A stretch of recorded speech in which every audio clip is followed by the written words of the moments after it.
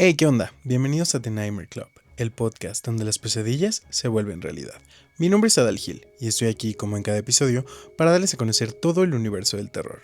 La cinematografía, la literatura, casos paranormales de nuestros invitados y seguidores, así como temas de índole alienígena.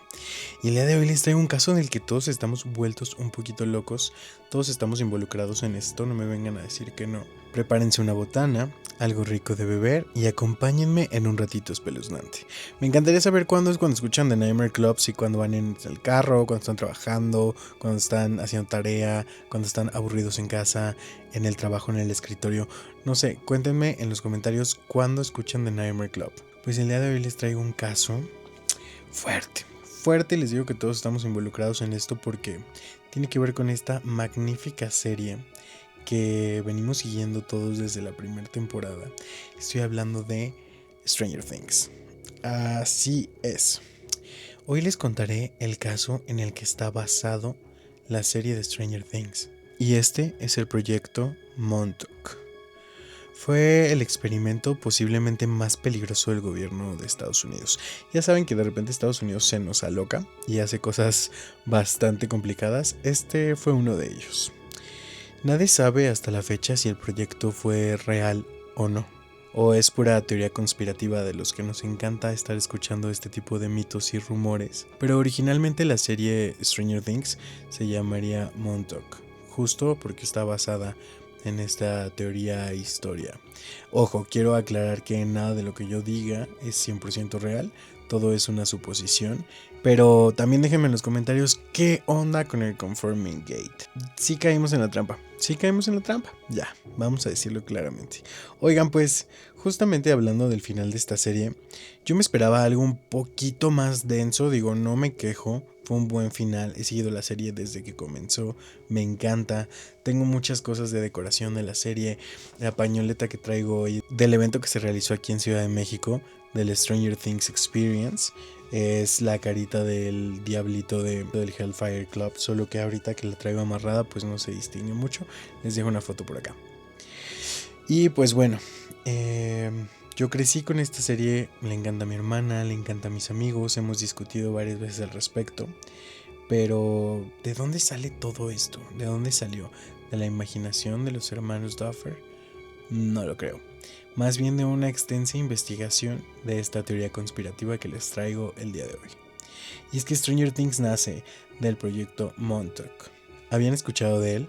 Seguramente no, es uno de los proyectos menos conocidos y de las teorías conspirativas de las que menos se habla, pero estoy seguro que les va a encantar y a volar la cabeza. Si piensan que esto es real o no, la verdad se los dejo a su criterio. Yo en lo personal sí creo en esto.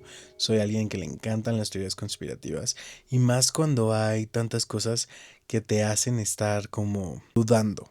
El hecho de que se haya convertido en una serie de plataformas digitales. El hecho de que fue confirmado y basado en esta teoría conspiranoica, no lo digo solamente yo, sino lo han declarado los hermanos Duffer incluso, y por el actor que da vida a Dustin y el actor que da vida a Steve. Para esto vamos a viajar en el tiempo a uno de los peores momentos de la historia, y esto es la Segunda Guerra Mundial. Tras todo el combate que había, Estados Unidos estaba obsesionado con que sus barcos pudieran traspasar a tierras enemigas para así poder atacar de manera libre sin ser descubiertos, poder llegar a las zonas de combate y así adquirir más territorio. Pero en ese tiempo los submarinos alemanes ya contaban con tecnología muy avanzada como lo son los radares. Entonces, pues ya podían hundir prácticamente cualquier cosa que se acercara a sus territorios, ya que bueno, un radar detecta cualquier nave que esté a kilómetros alrededor, la podían ubicar y así iniciar el combate y detenerlos. Esto era una gran ventaja de los alemanes, ya que pues podían detectar al enemigo mucho antes de que se acercara a tierras firmes.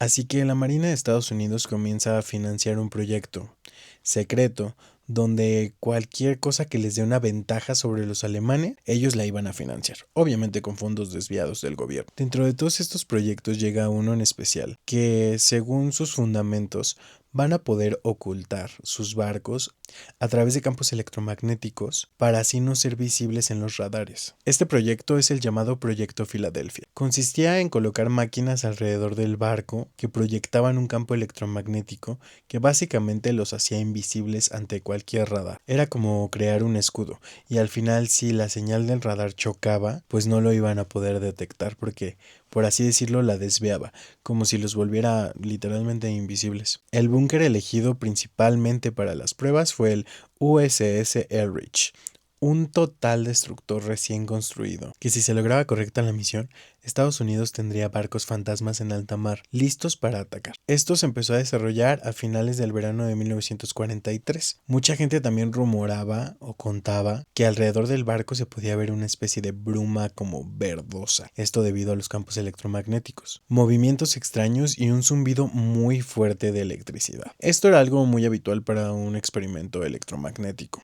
pero en octubre de este mismo año ocurrió una cosa que se volvió leyenda, y es que en una de las pruebas electromagnéticas al barco, no solo desapareció de los radares, sino que literalmente desapareció de la vista. Minutos después apareció en Norfolk a cientos de kilómetros y luego volvió a Filadelfia en cuestión de minutos, lo cual en esos tiempos y por la tecnología e incluso tal vez hasta la fecha es físicamente imposible. Es como un viaje en el tiempo. Este experimento se conecta directamente con Montauk, debido a que se rumora que se abre una grieta en el espacio-tiempo, como un viaje de un punto A un punto B. Dentro de la documentación de los experimentos, se cuenta que varios marineros se enfermaron durante estas pruebas. Tenían mareo, estaban desorientados, tenían mucho asco, dolores musculares. Esto no explicaba como tal el viaje en el tiempo, pero sí los efectos secundarios de los campos electromagnéticos. También había rumores de que algunos marineros aparecieron de vuelta después de este como viaje temporal, fusionados con partes del barco o con sus mismas partes pero puestas en otro lugar en su cuerpo. Algunos también decían que volvían locos después de esas pruebas, y la leyenda, que cada vez era más fuerte, en algún momento se le dio este famoso carpetazo. La Marina obviamente lo negó todo, pero décadas más tarde surgió Montauk, y es ahí donde comenzaron a ver las similitudes con este tipo de experimentos. Cuando terminan la Segunda Guerra Mundial, en 1945, se volvió solamente un rumor, una leyenda que se contaba entre soldados, entre niños, y bueno, ese mismo año se da pie a la Guerra Fría, un periodo de los 40 a los 90, donde Estados Unidos y la Unión Soviética entraron en competencia para ver quién podía ser el líder de la ciencia, el espacio, la tecnología, incluso la religión.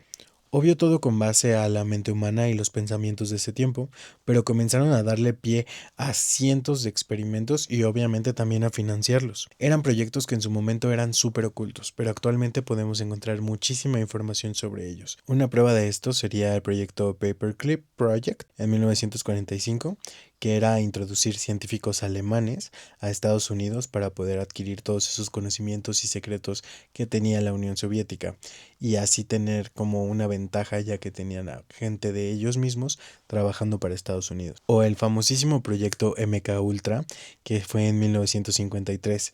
Este consistía en el control mental de las personas, encontrar formas de control mental por medio del consumo de sustancias no muy legales, porque por supuesto en ese momento solamente eran experimentales. De aquí esta famosísima sustancia a la que llamamos L-S-D,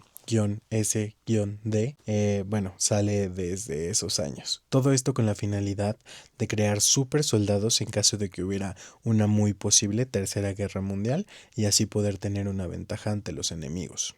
Y es ahí donde llega otra vez estos proyectos de electromagnetismo, donde se dan cuenta que el supuesto incidente del Erich sería solo la punta de un sinfín de experimentos con potenciales muy fondos y sin registro oficial. En los años 60 comenzó a sonar mucho el nombre de Nichols, un ingeniero de radiofrecuencias que décadas después afirmó haber sido parte de un proyecto que involucraba electromagnetismo, control mental y manipulación temporal.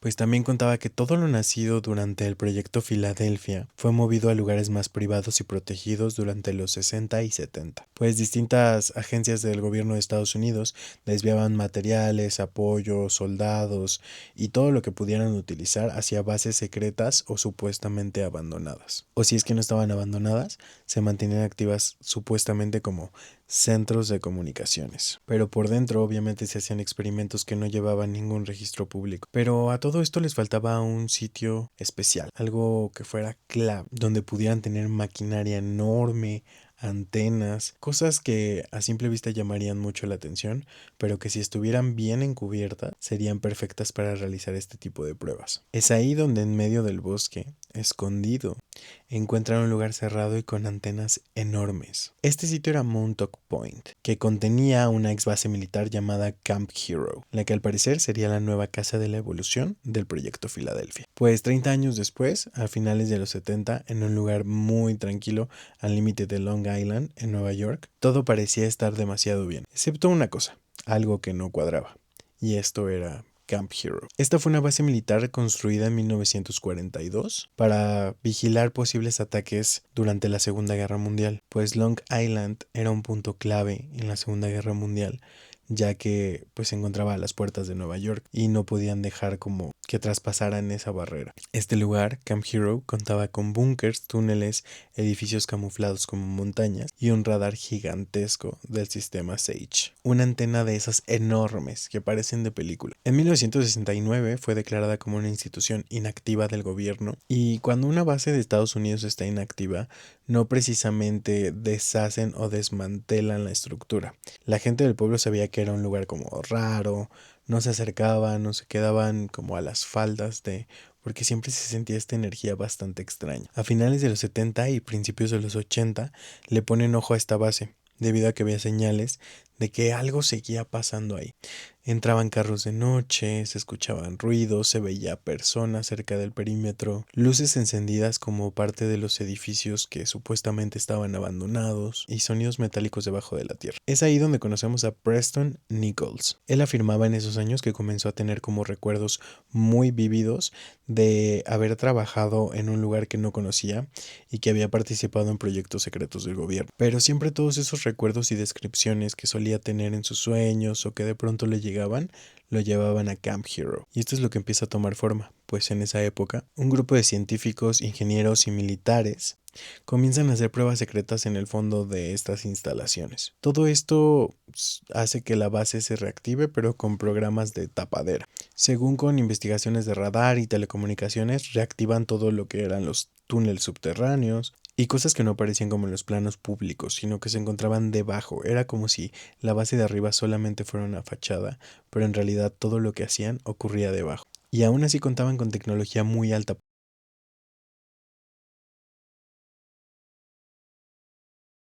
Todo esto encajaba perfectamente con los experimentos de la época y con lo que solía ser el experimento Filadelfia.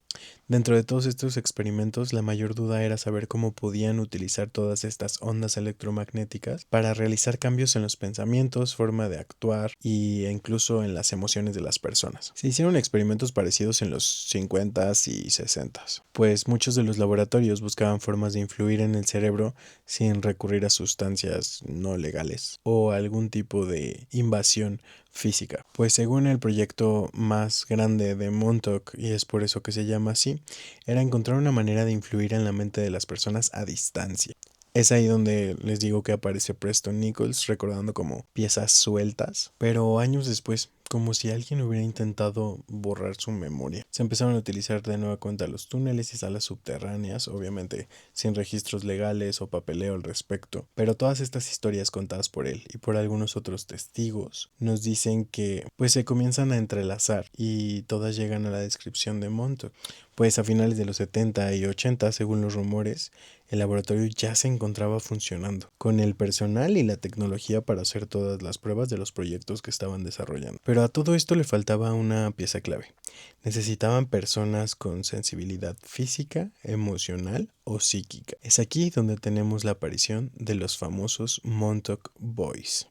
Pues según El proyecto y el desarrollo buscaban adolescentes que pudieran ser entrenados y moldeados para interactuar con estas máquinas que se encontraban desarrollando. La teoría dice que eran elegidos en base a características muy específicas: imaginación fuera de lo común, facilidad para entrar en estados mentales alterados o una respuesta muy sensible incluso a señales de radio. En otro lado de la historia también cuentan que buscaban chicos con familias complicadas o que vivieran en situación de calle, porque así era más fácil que no hubiera alguien que los echara de menos o los buscara. Lo tomarían simplemente como una desaparición, mientras ellos los utilizaban como sus conejillos de indias.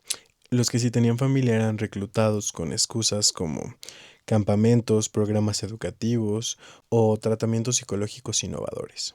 Con ellos hacían experimentos como privación sensorial, donde los dejaban en silencio y oscuridad total para ver sus reacciones, exposición a ondas electromagnéticas, introducción a estados mentales, pruebas de observación y concentración y entrenamiento repetitivo para ver imágenes con más claridad. El objetivo, como les comento, sincronizarlos y educarlos para que así pudieran interactuar con estas máquinas que serían las centrales del proyecto Montauk, pues la mayoría debía de aprender a mantener la mente bajo presión, sus emociones del mismo modo y proyectar imágenes mentales con precisión. Se dice que muchos de los reclutas que cuentan sus historias tenían la sensación como de perder la noción del tiempo dentro de las instalaciones. Algunos hablaban de horas que parecían minutos, o de pruebas que ni siquiera sabían cuándo habían empezado o concluido, pues los Montauk Boys eran como tipo armas biológicas que querían capacitar para que actuaran como antenas humanas y así poder amplificar las señales de estas máquinas. Es ahí donde aparece Duncan Cameron. Ya con los jóvenes y el laboratorio se comienza a desarrollar la Montauk Chair o la silla Montauk, pues la famosísima Montauk Chair parecía simplemente una silla conectada como a cables, aparatos y demás, pero en realidad era una máquina bastante potente, capaz de amplificar los pensamientos de una persona, tipo la silla del profesor X en X-Men. Ubican la que se llama cerebro, este casco que se pone y le ayuda a encontrar a otros mutantes, algo así. Pero se supone que captaba las ondas cerebrales por medio de las máquinas y las transformaba en ondas eléctricas, las cuales incluso podían mandar a otros dispositivos con monitores y así proyectar lo que estaba pasando en su mente. Pues Duncan tenía como poderes psíquicos naturales, así como los tiene Once. De hecho, su personaje está inspirado en él. Él tenía básicamente los dones que esperaban que tuvieran los distintos sujetos, pero en una sola persona. Lo primero que le hacían era que imaginara objetos simples para que así aparecieran a través de un monitor. Después le hacían esto mismo, pero que fuera mucho más fuerte para que lo pudiera transmitir a otras personas. E incluso llegar a materializar objetos por unos segundos o sus sombras o de manera física pero un poco borrosa. También después de realizar estas pruebas siempre tenía efectos como mareo, pérdida de noción del tiempo o mal viajes después de concentrarse demasiado y llegar al fondo de su cabeza. Todo esto pues al final era el mismo objetivo: usar la mente humana para alterar la realidad. Después de todo esto mutaron a los experimentos temporales, haciendo mejoras en toda la estructura de la silla, dándose cuenta que la capacidad de Duncan provocaba efectos también en el exterior: parpadeo de luces, movimiento de objetos, algunas máquinas llegaban a descomponerse o desarmarse, ruidos metálicos. Se daban cuenta que de alguna manera el tiempo de la sala iba más rápido o más lento. Esto pasaba si Duncan miraba hacia el pasado en sus recuerdos o intentaba imaginar un futuro. Alguien preguntó que no solamente veían la mente de Duncan, sino que también tenían una posibilidad de materializar el presente, pasado y futuro. Alguien se preguntó: ¿solo estamos viendo la mente de Duncan o tenemos la posibilidad de manipular el tiempo? Con distintas pruebas se dieron cuenta de que podrían abrir una especie de túneles. Y así es como empezaron a abrir puertas temporales. Algunos decían que se veía como niebla, otros como un remolino inestable y algunos otros como distorsión de la imagen de la realidad, como cuando hay una mancha de grasa sobre el piso. A veces a través de esos portales, pasillos, ventanas, podían ver escenas del presente, pasado y futuro.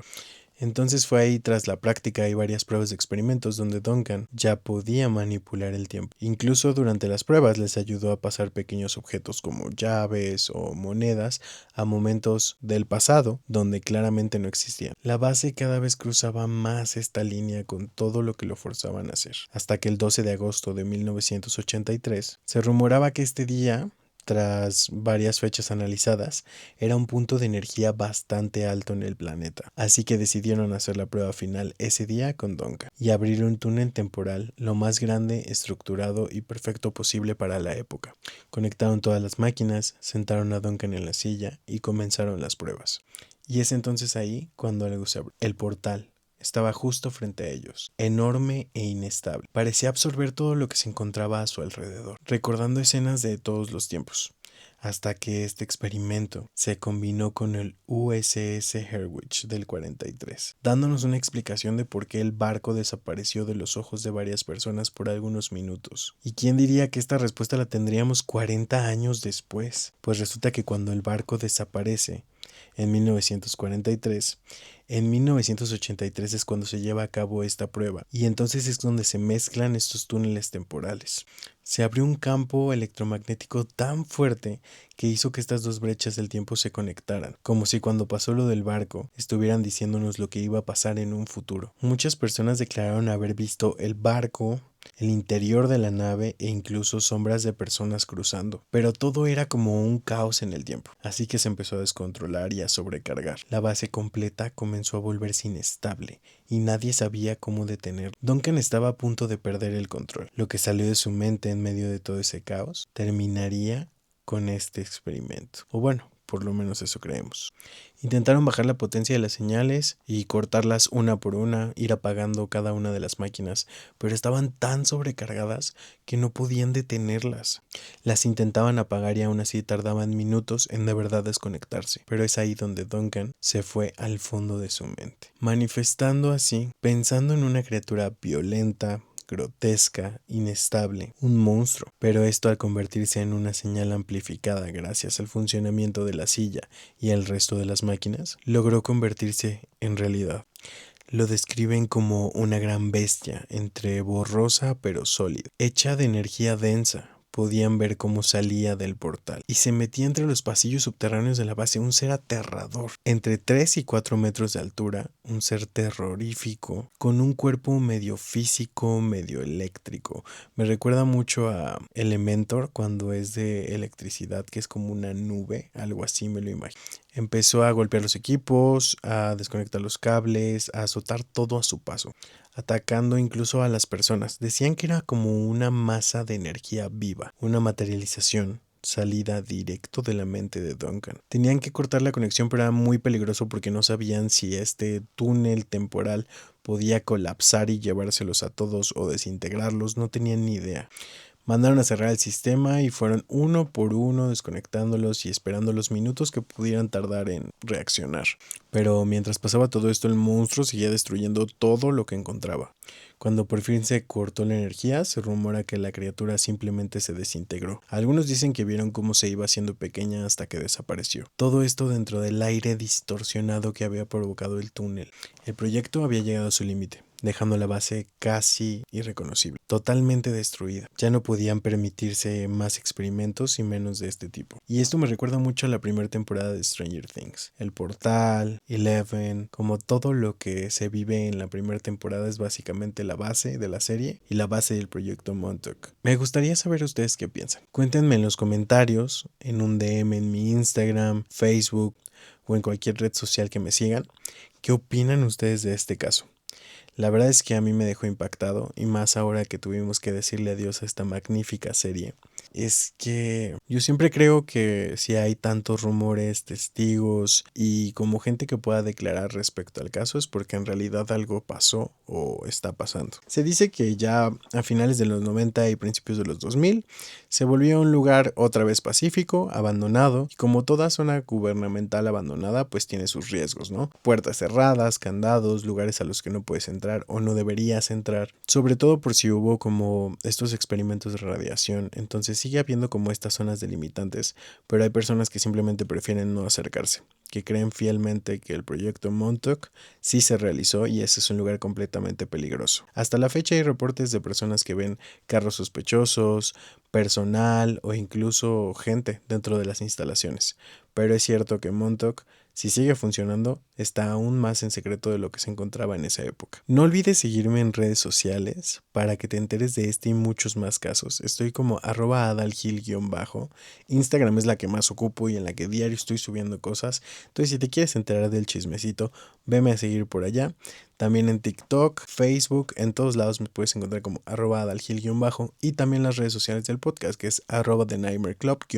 Pronto estaré subiendo contenido hablando de todos estos casos paranormales que te encuentras en TikTok, como videos de gente que los sube, reaccionando a ellos y dándoles mis comentarios. Así que no olviden ir a seguirme. También no olviden darnos like, comentar el video, compartir con sus amigos, suscribirse, que la mayoría de las personas que nos ven no están suscritas. Y también déjenme ideas de qué otra cosa les gustaría que les hiciera un video. Así como recordarles que también tengo otro podcast que es de comedia con dos amigos, se llama Juntos pero no revueltos. Así que si quieren conocer un poquito más este lado no paranormal mío, pueden ir a verlo por allá. Muchas gracias por haberte quedado hasta el final del video. Si llegaste hasta aquí, coméntame el emoji de la antenita para saber que llegaste hasta el final conmigo y que disfrutaste tanto este caso como yo. Yo soy Adal Gil y esto fue The Nightmare Club, el podcast donde las pesadillas se vuelven realidad. Espero que tengan dulces pesadillas. Nos vemos el siguiente jueves. Cuídense.